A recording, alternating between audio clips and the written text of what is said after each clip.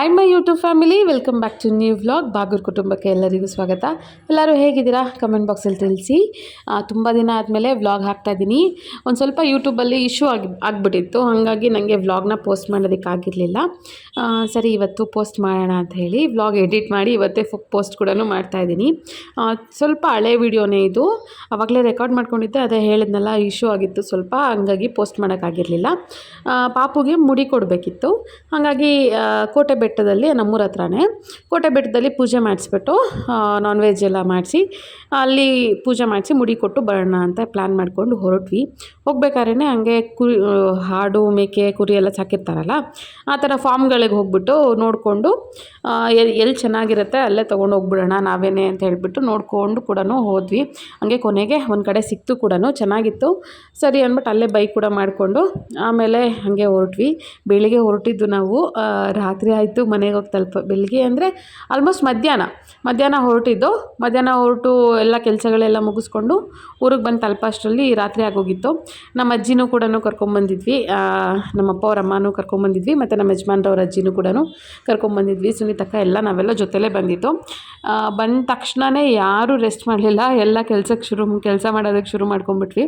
ಸೊಪ್ಪುಗಳೆಲ್ಲ ಇತ್ತಲ್ಲ, ಅದನ್ನೆಲ್ಲ ಬಿಡಿಸಿಡೋಣ ಅಂತ ಹೇಳಿಬಿಟ್ಟು ಶುರು ಮಾಡ್ಕೊಂಡ್ವಿ. ಸೊಪ್ಪು ಬಿಡಿಸೋದು, ಮೆಣಸಿನ್ಕಾಯಿ ತೊಟ್ಟು ಎಲ್ಲ ಕ್ಲೀನ್ ಮಾಡಿಡೋದು ಅದೆಲ್ಲ ಮಾಡ್ತಾಯಿದ್ವಿ. ಇಲ್ಲಿ ಅಡುಗೆ ಮನೇಲಿ ರೂಪಕ್ಕ ಮತ್ತು ನನ್ನ ಸಿಸ್ಟರ್ ಇಬ್ಬರೂ ಬಜ್ಜಿ ಎಲ್ಲ ಫ್ರೈ ಮಾಡ್ತಾಯಿದ್ರು.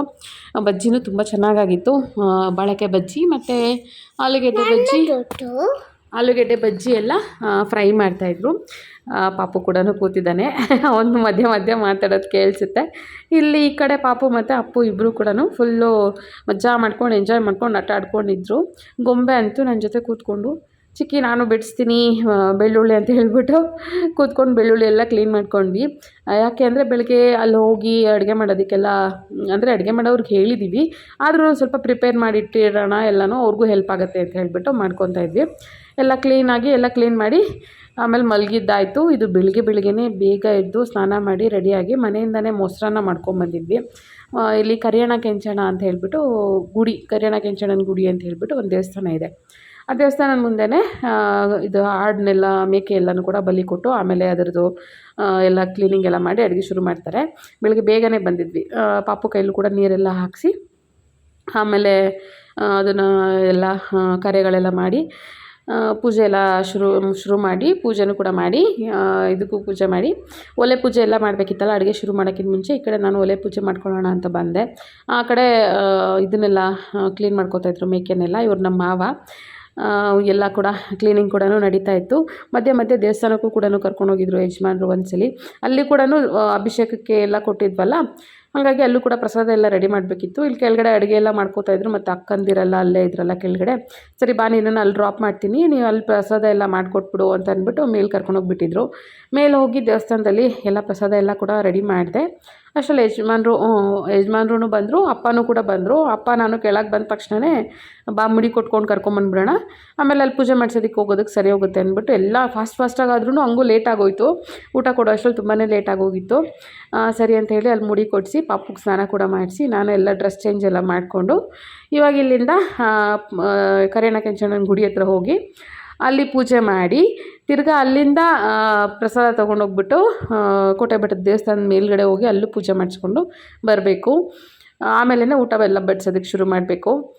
ಇಲ್ಲಿ ಏನೇನು ಅಡುಗೆ ಮಾಡಿದ್ದಾರೆ ಅಂತ ಅಂದ್ಬಿಟ್ಟು ತೋರಿಸ್ತಾ ಇದ್ದೀನಿ ನೋಡಿ. ಹಾಲ್ಕೀರ್ ಮಾಡಿದರು, ಸ್ವೀಟ್ ಅಂತ ಹೇಳಿಬಿಟ್ಟು. ಆಮೇಲೆ ಸೌತೆಕಾಯಿ, ನಿಂಬೆಹಣ್ಣು ಅದನ್ನೆಲ್ಲ ಸೈಡ್ಸ್ಗೆ, ಈರುಳ್ಳಿ ಎಲ್ಲ ಕೂಡ ಕಟ್ ಮಾಡಿ ಎತ್ತಿಟ್ಟಿದ್ರು. ನಾನ್ ವೆಜ್ಜಲ್ಲಿ ಮಟನ್ ಸಾಂಬಾರು ಒಂದು ಮಾಡಿದರು, ಆಮೇಲೆ ಚಿಕನಲ್ಲಿ ಗೊಜ್ಜು ಒಂದು ಮಾಡಿದರು, ಮತ್ತು ಇನ್ನೇನು ರಸಮ್ ಮಾಡಿದರು, ಅನ್ನ ಮುದ್ದೆ ಅಷ್ಟೇ. ಎಲ್ಲ ಕೂಡ ತುಂಬ ಚೆನ್ನಾಗಿ ಟೇಸ್ಟಿಯಾಗಿತ್ತು.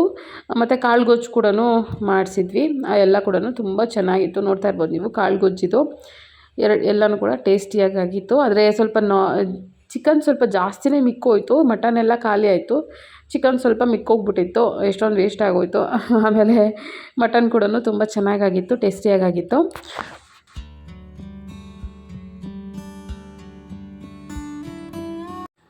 ಆಮೇಲೆ ತಿರ್ಗಾ ಇವಾಗ ಕೋಟೆ ಬೆಟ್ಟದ ದೇವಸ್ಥಾನಕ್ಕೆ ಹೊರಟ್ವಿ. ಪಾಪುನೂ ಕೂಡ ಕರ್ಕೊಂಡು ಮೇಲೆ ಹೋಗಿ ಪೂಜೆ ಮಾಡಿಸ್ಕೊಂಡು, ಅಲ್ಲಿ ತಣ್ಣಗೆ ಅಂತ ಅಂದ್ಬಿಟ್ಟು ಮಾಡಿಕೊಡ್ತಾರೆ, ಅದನ್ನು ಎಲ್ಲ ಅಲ್ಲೇ ದೇವ್ರ ಮನೇಲಿ ಇಟ್ಟು ದೇವರಿಗೆ ಎಡೆ ಇಟ್ಟು ಪೂಜೆ ಮಾಡಿ ಕೊಡ್ತಾರೆ. ಈ ದೇವಸ್ಥಾನದಲ್ಲಿ ಏನಂದರೆ ನಾನ್ ವೆಜ್ ಕೂಡ ಎಡೆ ಇಟ್ಟು ದೇವಸ್ಥಾನದ ಒಳಗಡೆ ಕೂಡ ನಾನ್ ವೆಜ್ ತೊಗೊಂಡು ಹೋಗ್ತಾರೆ.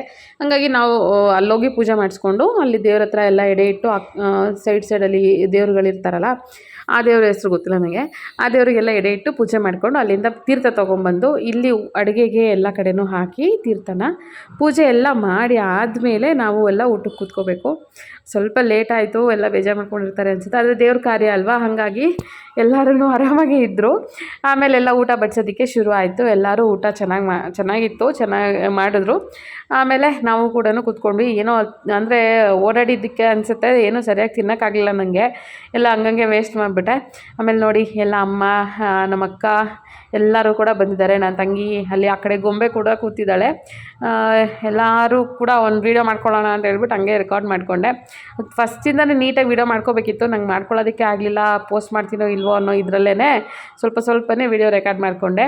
ನಾನು ಕೂಡ ಹೆಂಗೆ ರೆಡಿಯಾಗಿದ್ದೀನಿ ಅಂತ ಹೇಳಿಬಿಟ್ಟು ನಿಮಗೆ ತೋರಿಸ್ತೀನಿ. ಜಾಸ್ತಿ ಎಲ್ಲ ಏನು ಟೈಮ್ ತೊಗೊಂಡು ಮೇಕಪ್ ಎಲ್ಲ ಮಾಡ್ಕೊಳ್ಳಿಲ್ಲ. ನೋಡಿ ಸಿಂಪಲ್ಲಾಗೆ ರೆಡಿಯಾಗಿದ್ದೆ. ಹೇರ್ ಸ್ಟೈಲ್ ಕೂಡ ಈ ಥರ ಸಿಂಪಲ್ಲಾಗೆ ಮಾಡ್ಕೊಂಡಿದ್ದೆ ಅಷ್ಟೇ. ಹಾಯ್, ಭಾನುವಾರ ರಾತ್ರಿನೇ ಬಂದ್ವಿ ಮನೆಗೆ ವಾಪಸ್ಸು. ಅದಾದಮೇಲೆ ನಾನೇನು ಬ್ಲಾಗೇ ರೆಕಾರ್ಡ್ ಮಾಡಲಿಲ್ಲ ಬಿಡಿ. ಲಾಸ್ಟ್ ನಾನು ಹೆಂಗೆ ರೆಡಿಯಾಗಿದ್ದೆ ಅಂತದೊಂದು ತೋರಿಸ್ದೆ ಅಷ್ಟೇ. ಪಾಪುನೂ ಹೆಂಗೆ ರೆಡಿ ಮಾಡಿದ್ದೆ ಅಂತೆಲ್ಲ ಏನು ತೋರ್ಸೋಕ್ಕೆ ಆಗಲಿಲ್ಲ.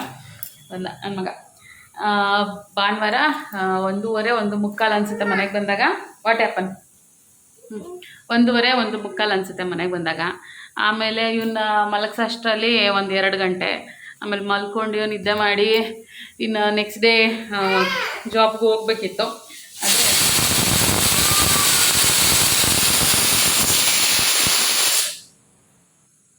ಕಣ್ಣು ಬಿಡೋಕ್ಕೆ ಆಗಲಿಲ್ಲ. ಎದ್ದೆ ಹೋಗೋಣ ಅಂತ, ಆದರೆ ಹೊರಡೋಕ್ಕೆ ಆಗಲಿಲ್ಲ. ಇವತ್ತು ಆಲ್ರೆಡಿ ಮಂಗಳವಾರ, ಇವತ್ತು ಹೋಗ್ಬಿಟ್ಟು ಬಂದೆ. ಇವತ್ತು ಹೋಗಿ ಬಂದೆ. ಆಮೇಲೆ ಇವಾಗ ರಾತ್ರಿ ಅಡುಗೆ ಮಾಡೋಣ ಅಂತ ಹೇಳ್ಬಿಟ್ಟು ಮಾಡ್ತಾಯಿದ್ದೀನಿ. ನಾಳೆಗೂ ಆಗಂಗೆ ಸಾಂಬಾರು ಮಾಡಿಟ್ಬಿಡ್ತೀನಿ ಎಕ್ಸ್ಟ್ರಾ. ಬೆಳಿಗ್ಗೆ ಹೊತ್ತು ಮಾಡೋಕ್ಕೆ ಟೈಮ್ ಸಾಕಾಗಲ್ಲ ಈ ನಡುವೆ. ಹಾಗಾಗಿ ಮತ್ತು ಅಜ್ಜಿ ಕೂಡ ಬಂದಿದ್ದಾರೆ, ಮನೇಲೆ ಇಲ್ಲೇ ಇದ್ದಾರೆ. ಅಜ್ಜಿ ಜೊತೆ ಆಟ ಆಡ್ತಿದ್ದ, ಫೋನ್ ರೆಕಾರ್ಡ್ ಮಾಡ್ಕೊಳ್ಳೋಕೆ ಎತ್ಕೊಂಡೆ ಓಡ್ ಬಂದ. ಇವಾಗ ಬೇಳೆ ಸಾರು ಮಾಡ್ತಾಯಿದ್ದೀನಿ. ಪಾಪುಗೆ ಒಂದು ಸ್ವಲ್ಪ ಬೇಳೆ ಎತ್ತಿಟ್ಕೊಂಡು ಆಮೇಲೆ ಒಗ್ಗರಣೆ ಹಾಕಿದ್ರೆ ಸಾಂಬಾರು ರೆಡಿ. ಅನ್ನಕ್ಕೆ ಇಟ್ಕೊಂಡ್ಬಿಡ್ಬೇಕು ಇವಾಗಲೇ. ಆಮೇಲೆ ತಿಂದ್ಬಿಟ್ಟು ಇವತ್ತೊಂದು ಬ್ಲೌಸ್ ಕೂಡ ಸ್ಟಿಚ್ ಮಾಡೋದಿದೆ, ಇನ್ನೂ ಟೈಮ್ ಇದೆ ನನಗೆ. ಹಂಗಾಗಿ ಇವತ್ತು ಆ ಬ್ಲೌಸ್ನ ಸ್ಟಿಚ್ ಮಾಡ್ಕೊತೀನಿ. ಇದು ಮುಂಚೆನೇ ಒಂದು ಕೊಡಬೇಕಿತ್ತು, ಆದರೆ ಆಗಲಿಲ್ಲ. ಮತ್ತು ಇನ್ನೊಂದು ಬ್ಲೌಸ್ ಸ್ಟಿಚ್ ಮಾಡಿರೋದಿದೆ, ಅದು ಬನ್ನಿ ತೋರಿಸ್ತೀನಿ ನಿಮಗೆ. ಅದು ವ್ಲಾಗ್ ನಾನು ಸರಿ ಮಾಡಿದೆ. ಎಷ್ಟೊಂದು ಬ್ಲೌಸ್ಗಳು ಸ್ಟಿಚ್ ಮಾಡಿದ್ದು, ಡ್ರೆಸ್ಗಳು ಸ್ಟಿಚ್ ಮಾಡಿದ್ದೆಲ್ಲ ನಿಮ್ಗೆ ತೋರ್ಸೋಕ್ಕೆ ಆಗಿಲ್ಲ. ಇವಾಗ ಒಂದು ಸ್ಟಿಚ್ ಮಾಡಿರೋದಿದೆ ಬ್ಲೌಸ್, ಅದನ್ನು ತೋರಿಸ್ತೀನಿ.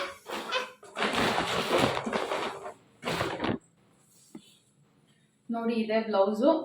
ಸ್ವಲ್ಪ ಡಿಫ್ರೆಂಟಾಗಿ ಸ್ಟಿಚ್ ಮಾಡಿರೋದು. ಫ್ರಂಟಲ್ಲಿ ಕಪ್ಸ್ ಇಟ್ಬಿಟ್ಟು ಈ ಥರ ಸ್ಟಿಚ್ ಮಾಡಿದ್ದೀನಿ. ಮತ್ತು ಇದು ಕತ್ತತ್ರ ಬಂದ್ಬಿಟ್ಟು ಬ್ಯಾಕ್ ಸೈಡ್ ಟೈಯಿಂಗ್ ಇರುತ್ತಲ್ಲ ಅದು. ಆಮೇಲೆ ಬ್ಯಾಕ್ ಸೈಡ್ ಕೂಡ ಸ್ವಲ್ಪ ಈ ಥರ ಹೀಗೆ ಏನಂತಾರೆ, ಸ್ಕ್ಯಾಲ್ಪ್ ಅಂತಾರೋ ಏನಂತಾರೋ, ಇದನ್ನು ಈ ಥರ ಹಿಂಗೆ ಕೊಟ್ಬಿಟ್ಟು ಸ್ಟಿಚ್ ಮಾಡಿದ್ದೀನಿ. ನೋಡಿ ಇವಾಗ ಕಾಣಿಸುತ್ತೆ ನೀಟಾಗಿ. ಈ ಥರ ಚೆನ್ನಾಗಿ ಬಂದಿದೆ ಬ್ಲೌಸು. ಎಲ್ಲ ಫುಲ್ ಕಂಪ್ಲೀಟಾಗಿ ರೆಡಿ ಇದೆ. ಇದು ಕೂಡ ಬೇಗ ರೆಡಿ ಮಾಡಬೇಕಿತ್ತು, ಆದರೆ ಮಾಡೋಕ್ಕಾಗಲಿಲ್ಲ. ಈ ನಡುವೆ ಅಂತೂ ಸಿಕ್ಕಾಬಟ್ಟೆ ಸ್ಟಿಚ್ ಮಾಡೋದಕ್ಕೆ ಟೈಮ್ ಸಾಲ್ತಾ ಇಲ್ಲ. ಚೆನ್ನಾಗಿ ಬಂತು ಇದು ಕೂಡ. ಹಂಗೆ ನಂದೊಂದು ಬ್ಲೌಸ್ ಸ್ಟಿಚ್ ಮಾಡ್ಕೊಂಡಿದ್ದೀನಿ, ಅದು ಕೂಡ ನಿಮಗೆ ತೋರಿಸ್ತೀನಿ.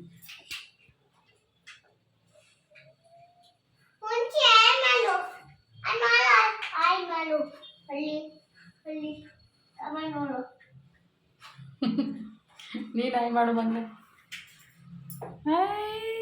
ಏನು ಮಾಡ್ತಿದ್ದೆ ಅಷ್ಟೇ? ನೀ ಆಟ ಆಡ್ತಿದ್ಯಾ? ಯಾರ ಜೊತೆ? ಹುಂಚಿ ಜೊತೆ. ಓನ್ ಆಟ ಮಾಡ್ತಿದ್ಯಾ ಮಗನೇ? ಆಟ ಸಾಮಾನಲ್ಲಿ ಆಟ ಆಡ್ತಿದ್ಯಾ? ಚಾಪೆ ಮೇಲೆ ಕೂಚು, ನೆಲದ ಮೇಲೆ ಕೂತ್ಕೊಂಡಿದ್ಯಾ? ಚಾಪೆ ಮೇಲೆ ಕೂಚು ಮಗನೇ. ನೀನು ಕೂಚು ಹುಂಜಿ ಪಕ್ಕ.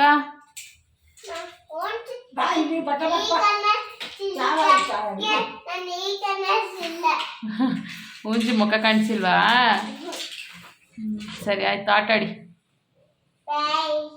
ಬಾಯ್. ಹಾಗೆ ಈಚೆ ಬಂದ್ವಿ. ಈಚೆ ಬಂದು ನೋಡಿದ್ರೆ ಎಷ್ಟೊಂದು ದಾಸವಾಳದ ಹೂವು ಅರಳಿಬಿಟ್ಟಿದೆ. ಯಜಮಾನ್ರು ತಿರುಪತಿಗೆ ಪಾದಯಾತ್ರೆ ಹೋಗಿದ್ದರು. ಹಾಗಾಗಿ ಈಚೆ ಗಿಡಕ್ಕೆಲ್ಲ ನೀರು ಹಾಕೋದು ನಾನೇ ಆಗಿತ್ತಲ್ಲ, ಹಾಗಾಗಿ ನೋಡಿದೆ ಎಷ್ಟು ಚೆನ್ನಾಗಿ ಅರಳಿರೋದು ಕಾಣಿಸ್ತಾ ಇತ್ತು. ಹೂವು ಅಂತೂ ತುಂಬ ಚೆನ್ನಾಗಿತ್ತು. ಅದು ವೈಟ್ ಕಲರ್ ದಾಸವಾಳದ ಹೂವು ಎಷ್ಟು ಚೆನ್ನಾಗಿ ಕಾಣಿಸ್ತಿತ್ತು ಗೊತ್ತಾ. ಹಾಗೆಯೇ ಸಿಕ್ಕಾಬಟ್ಟೆ ಮೊಗ್ಗು ಕೂಡ ಬಿಟ್ಟಿದೆ. ನಾವು ಹಾಕಿರೋದು ಪುಟಾಣಿ ಪಾಟಲ್ಲಿ, ಆದರೂ ಎಷ್ಟು ಚೆನ್ನಾಗಿ ಕಾಣಿಸ್ತಾ ಇದೆ. ಇಲ್ಲಿ ನೋಡ್ತಾ ಇರ್ಬೋದು, ಈ ಪುಟಾಣಿ ಪಾಟು ನಾನು ರೆಡಿ ಮಾಡಿದ್ದಿದ್ದು.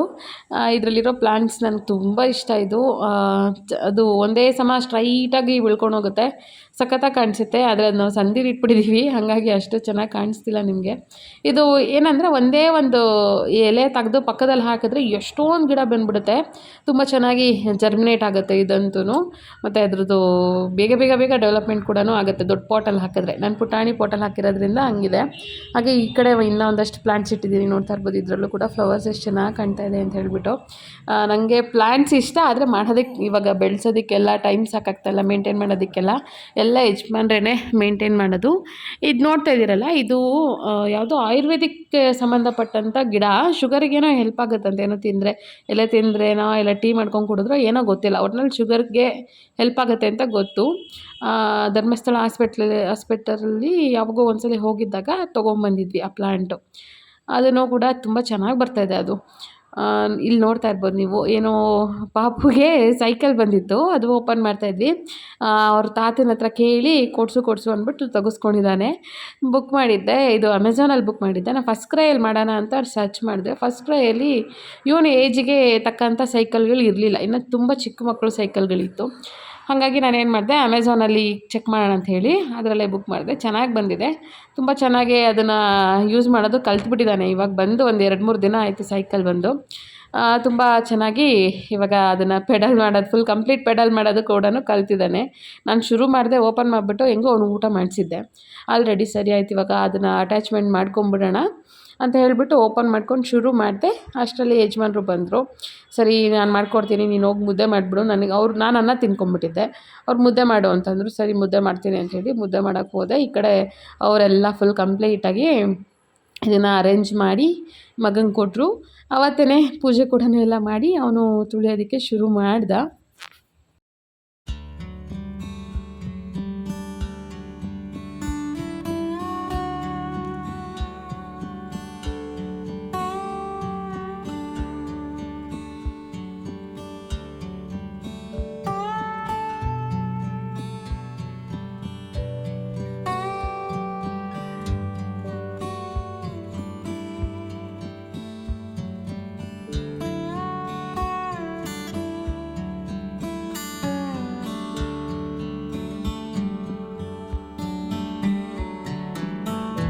ತುಂಬ ಹಳೆ ವಿಡಿಯೋಗಳನ್ನೆಲ್ಲ ಸೇರಿಸಿ ನಾನು ಈ ವ್ಲಾಗ್ನ ಎಡಿಟ್ ಮಾಡಿ ಪೋಸ್ಟ್ ಮಾಡ್ತಾಯಿದ್ದೀನಿ. ಹಾಗೆ ಒಂದಷ್ಟು ಜನ ನನಗೆ ಒಂದು ಕ್ವಶನ್ಸ್ಗಳೆಲ್ಲ, ತುಂಬ ಹಳೆ ವಿಡಿಯೋಗಳು ಈಗಲೂ ಕೂಡ ಕ್ವಶನ್ಸ್ಗಳೆಲ್ಲ ಕೇಳ್ತಾ ಇದ್ದೀರಾ, ಅದಕ್ಕೆ ಆನ್ಸರ್ ಮಾಡಬೇಕು. ಒಂದಷ್ಟು ಕ್ವಶನ್ಸ್ಗಳನ್ನ ಸ್ಕ್ರೀನ್ಶಾಟ್ ಕೂಡ ತೆಗೆದಿಟ್ಕೊಂಡಿದ್ದೀನಿ.